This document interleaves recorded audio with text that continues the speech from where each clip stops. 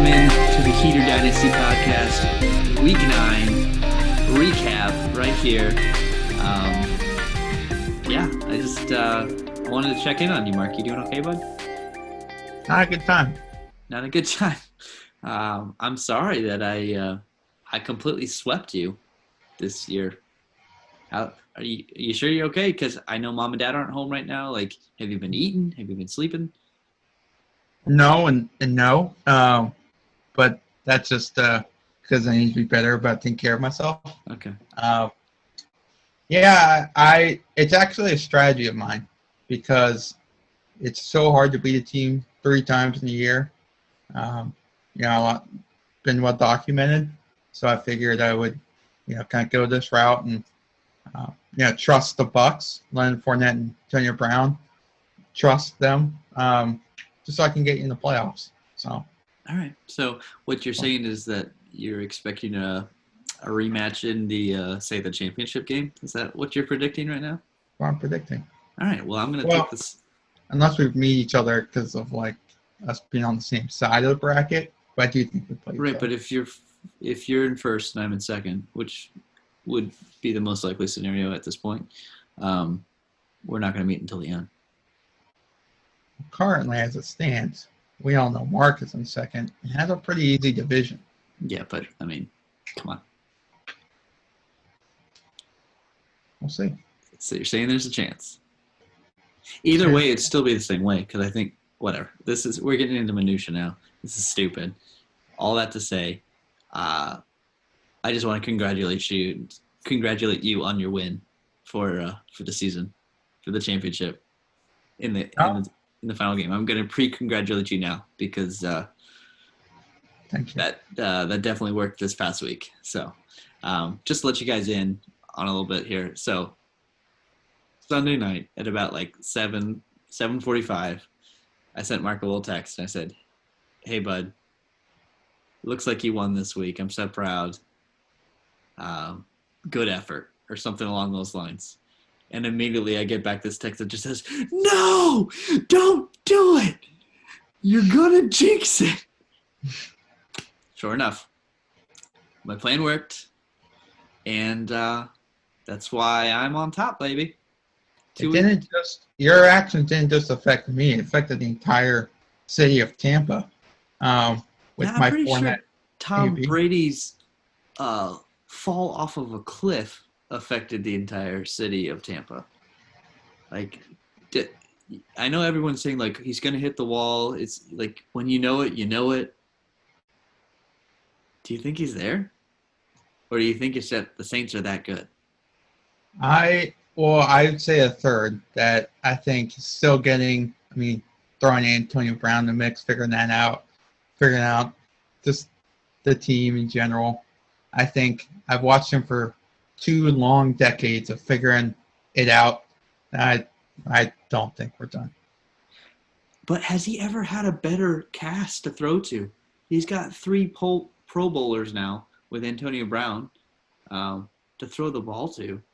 And then he also has Gronk on top of that. What else do you need, dude? Other than, obviously, it looks like an offensive line. Scotty Miller filling the typical slot receiver route for him. Absolutely. He's got the small white guy to throw the ball to. Yeah. What else does he need? I don't know. Maybe he needs more people to hate him. I feel like nobody really cares anymore now that he's in Tampa. So maybe he needs to, defy all odds or something. I don't know. If you had to put a recipe towards it, I think really putting your reputation on the line with Antonio Brown might be the way to make that happen. Yeah, but according to Bruce Arians, it was all Bruce Arians' idea. So. No, that's true. That's a good point. I make all the decisions on this team. No, Tom did. I didn't consult Tom about this. No worries. Anyway, I think that's enough Tampa Bay talk for, I don't know, the next 3 years. I'm good. Any other what are your overall feelings of this week, Mark? Obviously it's probably all been shaded by your loss to me, but it was kind of nice to see Washington football again. That was an experience. Did you watch the game at all? I did, unfortunately. I'm good. Did you watch the that fumble that took about 5 minutes? It really, it really summed up the NFC East. Yeah. I laughed because I think it was easily to the second half when that fumble was the longest play. Not even the play, but it was a 26-yard fumble. Yeah. Yeah, So. the commentators said that probably like 6 or 7 times. They're like, that's still the longest play of this game. Until Cam Sims caught one of his 3 catches. But, yeah, dude, that was hilarious. Have you seen the meme out there as far as like it says that's how they're going to determine who actually takes the NFC East title this year? And they just had little helmets superimposed on each of them of like the different logos all the way down the field. So the ball's way off here, and there's like these 4 guys just like falling all over themselves trying to get to them. It was stupid, but funny. But it's so good. Yeah, I don't know, dude. We need to do some planning in this off season, or at least before the playoffs, so that we can cheer for somebody. Because this is just as painful at this point. We'll see. After we had our episode with Ben Chapman, and I was so bullish, and I was like, they're gonna go 7-9. I don't know that they can win another game the way they're playing. It's hard to imagine a team. I mean, right now, Daniel Jones has 5 wins in the NFL, 4 against us. Yeah, he might just be our kryptonite. I don't know. Maybe that's all it is. It's something weird because those are the 2 games this year that look the absolute worst when we're playing the Giants. It's just stupid mistakes. They had 5 turnovers. Yeah. Anyway, nobody else cares about this. We should probably move on. So, headlines and hearsay, Mark. This is you, bud. So, things that people care about. Christian McCaffrey is back. And immediately, big performance, 37 points. He's back. Jared is so happy. New hope is. But wait, there's more. But shoulder injury. No. It was, Jared, I'm sorry, dude. It was just so funny. Like, because I saw a couple reports about it. I'm like, this is a joke. Like, he's fine. And then, sure enough, he's like, he's day to day. We won't know until Wednesday. So hopefully it's nothing. Hopefully Jared will get his, trade value back, his new hope. But right now it seems like his hopes might be crushed. But it was a good week. You took the high score. So you beat me by 5 points. I'm proud of you. Well done, Jared. Yeah, he's got a sneaky team. Kittle and Dak, obviously, in the future. He's got a real team. Just haven't stayed on the field. So other news, not as big. Big Ben, COVID, for his exposure to, I believe it was McDonald's, was the one who's actually tested positive. Yeah. So as long as he tests negative, he can go this week. As the season's ramping up and there's more and more people being taken off put on the COVID list, I'm actually really surprised with how few games have been affected by this. Yeah. And maybe it's just that whole mentality, the show must go on, because even Thursday night with 49ers versus Packers, and the 49ers had half the team on the reserve list. I don't know. I'm just kind of amazed by how many plans they have in place, and I feel like they've actually a hat tip to Roger Goodell. I actually feel like they've handled this actually pretty well. They have a good plan in place. Yeah.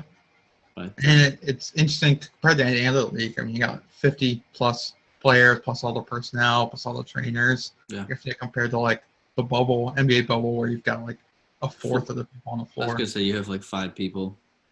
Yeah. That's it per team. It's no coaches because it's a players' league. So it's just the 5 starters. That's it. Yeah, that's it. Last one, Nick Chubb. supposed to return this week from the injury. We should see. But a couple other people that are on buys, they'll come back. Ridley and Drake is supposed to come back here soon. But yeah, and that's all I got for headlines and hearsay. If you want to take us home with heavy hitters. So once again, Mark, you and I are setting the records at the top. We took home QB1 and QB2 again. So congratulations, sir. Kyler Murray for you, Josh Allen for me. We're back, baby. With Josh Allen, 4 weeks of having to deal with what other people have to deal with quarterback play was kind of nice to get back on top again. Because he's been scoring like 16, 17 points. What people like Jared have had to deal with ever since his injuries. So it's been nice. It's nice to be back up to 36.7. Hennig is loving Dalvin Cook.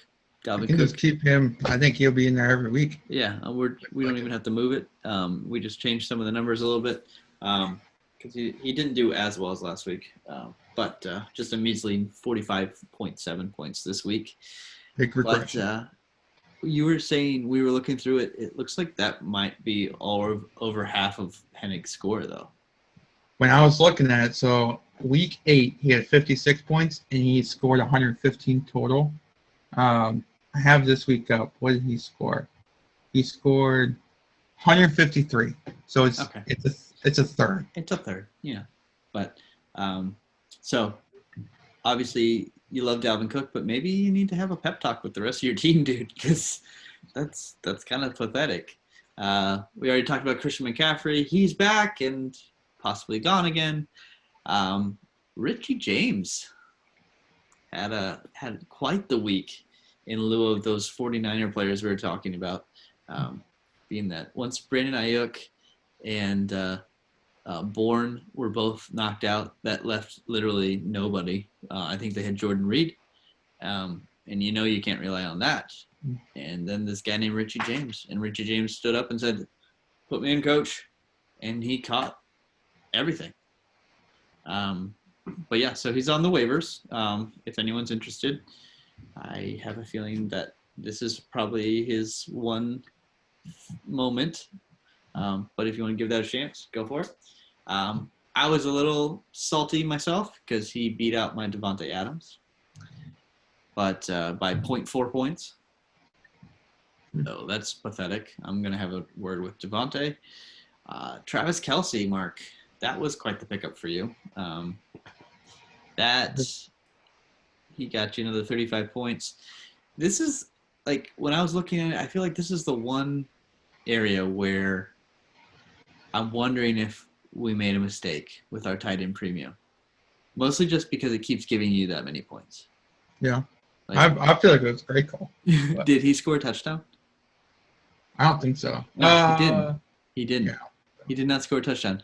He had 150 some yards receiving. 59. And he had like 10 to 12 catches in there. Yeah, 10 catches. And he got 35 points. That's crazy. I'm a little salty because I got Darren Waller and I only got like 16 points. So, enough about me. Just so we know, the trade happened after the rule change. At the moment the rule change happened, I think Irv Smith was my number 1. So, just so there's no issues. It's not an issue unless you're making an issue, Mark. Shouldn't be an issue. Jimmy Grandpa got 20 points this week. So that was the one highlight of Jared's win this week. I think he's still on the field. I don't think he's gotten hurt yet. But if I were you, Jimmy Graham, I'd watch your back. Jared is taking him out left and right. And as far as head scratchers go this week, if we're transitioning into that, there weren't a ton. I'm proud of you guys. You were making better decisions, it seems like. Or you're just getting lucky. I don't know. But there weren't as many, so we're really only going to highlight a couple. One of which was Brashad Perryman on Ben Chapman's bench, just because every week we got to find something that Ben Chapman did wrong. Not that it's that hard. He usually makes it pretty easy for us. So luckily this week for you, it didn't actually affect anything. You still got the win. You're in the green first time this season, above 500. Congrats. How does it feel? And then the other two, Mark, do you want to touch on those for us? I definitely can. No, I definitely can. Made two acquisitions. I got Antonio Brown. I picked up this Hall guy with Kenny Galladay out. And little did I know that the two guys that should have been starting were on my bench. Preston Williams getting me 18 with a late touchdown. And Irv Smith also caught a touchdown or two. Actually, I think it was two. Well, at least it wouldn't have really affected the game at all, right, Mark? You wouldn't have somehow found a way to beat me if you had made those two changes, would you? No, that wouldn't have happened. Now, if I had started Preston Williams by himself over that Hall kid, I would have won. Or if I had done a combination, or a lot of combinations I could have done, obviously. Not good. Not what you want to see. Well, speaking of horrible, we have just listed the entire Bucs team is what we went with. Because that game had so much momentum going into it. That was supposed to be like the game of the week. Yeah. And we wanted to see this amazing showdown between two Hall of Fame quarterbacks, both chasing the touchdown record. And only one of them showed up. And about to sign up for Medicare, I've heard. Yeah? Yeah, they're getting close. Yeah. That wasn't good. I was going to say, I was trying to laugh. Forgive me. Yeah, it's all right. Our jokes are once again landing here. So obviously Tom Brady, he only got 5.35 points. That's what happens when you only put 3 points on the board. John Staggers was disappointed with James Conner this week. He got a measly 3.65 points. Mark, you were disappointed with Zeke. I've been disappointed for Zeke. So last 4 weeks, 9, 8, 12, and 12. He's really letting off the gas here at the end. Hamstring issues. Hopefully that works itself out. But yeah, not feeling great about that. It's rough, dude. It's rough. I'm sorry to hear that.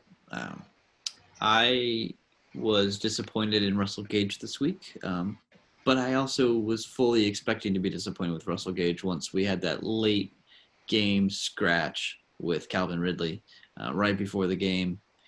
I had that feeling all week that it just wasn't going to work, so I had Russell Gage prepped and ready, but yeah, that was not a fun experience. Luckily, it didn't bite me like Mark's decisions. But and then Darius Slayton for Albizi, he disappointed as well. And I was looking at Albizi's, I wanted to like roast him and say he should have put someone else in there. He really didn't have much this week. His bench was pretty crappy as well. So just unfortunate, and better luck next time. But I wanted to make sure that I highlighted a couple of our hot takes trackers, Mark, if you're cool with that, because I'm kind of crushing it right now. Okay, so I predicted Tom Brady would throw more picks than Baker Mayfield. I looked pretty stupid up until this week, but this week his 3 picks makes him tied 7-7. So time will tell. I think that's looking pretty good. Also, you guys, we said we weren't going to track Marvin Jones, but we have to now because he's back in the lead. So Marvin Jones is beating Kenny Galladay. Marvin Jones got 91.8 points for the week. For the week, that would be great. For the season, and Kenny Galladay's got Dalvin Cook numbers. Yeah, right. Kenny Galladay has only a measly 78.05. And then one more, just because. Why stop when you're ahead, right? I predicted that I would have 3 wide receiver ones by the end of the season. And Mark, would you like to read the rankings for me of what my top guys look like? Not really? Okay. Well, then I'll do it. It's fine. Devontae Adams, back in spot number 3, even after missing a number of weeks. Calvin Ridley also missed a couple of weeks, and he's in spot number 7. Terry McLaurin just rounds it out, spot number 12 this week, and he's already had his bye. So I'm feeling pretty confident going forward. Do you want to talk about any of yours, Mark, or we're just going to keep going? Not really. I do want to, I guess there's one. Todd Gurley, 6, RB. I said he'd be my key to success. Glad that's happened. But no, not too interested in tracking these, to be honest. That's fair enough. Well, I mean, this week was kind of just, there wasn't a ton that exciting to talk about. We kind of stole the thunder with the predictions for our league in Caleb's interview. So check out that if you want to know where we're all standing. Spoiler alert, he's not on top anymore. Tied, baby. Yeah, so now you don't even have to watch it. All right, Mark and him are tied. Cool. Well, great. But check it out anyway. He would appreciate it. He put a lot of work into it. He did some serious planning. So, but no, we're gonna finish this episode here talking about the power rankings, and we took into account the last 2 weeks talking about these power rankings, and this is kind of the home stretch. Wasn't too much movement, but there's a little bit. Do you want to talk about that, Mark? Yeah, I feel like there was a decent amount of movement for this late in the season. Top 3 stayed the same for us. John has been struggling a bit here recently. We moved him down a spot. What were you about to say? Nothing. I'm listening, but actively listening. So a lot of yeahs and uh-huh. Mm-hmm. Appreciated. Mm-hmm. Very appreciated. Yeah. Uh-huh. Go on. So stupid. So we moved Albeezy up. And then Seymour popped up. He's been, chugging along, and obviously Lamar Jackson hasn't been being himself recently, so we'll see if that gets turned around, and that could be a big late push. Some would argue that he might be exactly who he is supposed to be because the rest of the league caught up with him. And maybe those comments about him just being a running back, wow, maybe they're not that far off. I saved this. I didn't say this in his interview because I didn't want to be rude. I didn't want to upset him. But Caleb, dude, you were saying you need to pick up a couple more running backs? I think you already got it, dude. You're just playing him in the wrong position. Wow. Well, unfortunately, sleep rap doesn't let you make him a running back. So not yet. Maybe we can make that rule change. There's one of the possible rule changes for you, Caleb. Sorry. Back on track. Moved Footy down. We covered it earlier with Dalvin Cook scoring half and a third of his points. Really, not very well-rounded in that regard. And Dalvin Cook, will see if he can keep it up in that same way. I don't think in that same way, for sure. Connor has been steady Eddie. Positive, 5 wins? Dude, he's been just silently creeping up the scoreboard there. So we had to congratulate you officially, give you some credit. We pushed you up 2 spots, dude. Your team, despite all of its shortcomings, finally got your wide receivers back and making that late push for the playoffs. I like it. And it's hard to say. When we did that, he's been steady, and Jared coming off the high score of the week this week, but the week before he was second lowest with 95. So he's bouncing all around. Hard to a lot of people here, actually. It's hard to pinpoint because a lot of people go from 90 to jump up. So I don't know. A lot of people that aren't you and me, you mean, right? Because even on our bad weeks, we score at least like 150, 140, somewhere in there. Yeah, I was struggling this week at once. What was your that? team sucks, dude. You scored like what, 170 something? Joke. With one quarterback. Maurice Hall or whatever his first name is in there. He did it with one quarterback, Mark. He did it with one quarterback.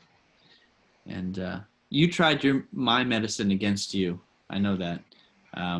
Because earlier in the week, you gave me one of those like pre-congratulations. So that's why I had to really pre-congratulate you again. closer to the end of the week because you're like, yeah, dude, most of my teams I'm by, like, I think you got this one in the bag. And then you tried to, like, taunt me by putting just one quarterback in. And, but I didn't fall for it. I still beat you. If I had known, I could have put Alex Smith in. Yeah. He scored higher than Zeke this week. So then, rounding it out, P. Noer, naturally, dropped a little bit because Connor went up. He's another one all over the place. Got 140 this week to beat Andrew Gordon, but 109 the week before. So still a chance that he went from tanking to sneaking in if we'll see. Sneak into the playoffs if something really awesome happened for him. But last two, BC and Junior. And I feel like BC probably should be higher than that, but it's kind of fun to leave him there at the bottom. So it's hard because when you look at him overall, points for, it's not. What is it? He's got 1154, which is 8 more points than GM Newell, and they're the bottom 2 points for. But he is 5-4. He's got some lucky wins for sure, but I don't know. It's man. tough. I don't know. So, Mark, I think we want to remind everyone when you're looking at your weeks, week 13 is coming up. It's going to be our inaugural opportunity to do that wild card week. So I'm pretty excited about that. Yeah. So for those of you who are looking at them like, oh, why am I playing my rival one more time? You're not. Okay, that's a placeholder. I mean, you might, but don't forget week 13. It's going to be your last chance to shake up the playoffs. We're going to be doing it based on your rank. So first place team is going to be playing the last team. So most likely Mark is going to be playing GM Newell, and second place team is going to be playing the 11th ranked team. So I'll be playing, I guess, P. Nowhere at this point. And so on and so forth. But yeah, so keep that in mind when you're making your last little strategies here. We are only 4 weeks away from playoff football here in the Battle of the East Coast. So I'm ready to win your money. Thanks, guys. Good fun. Should be fun. Till next time, we'll see you later. And don't forget to check out Caleb's interview. That'll be coming up later this week as well.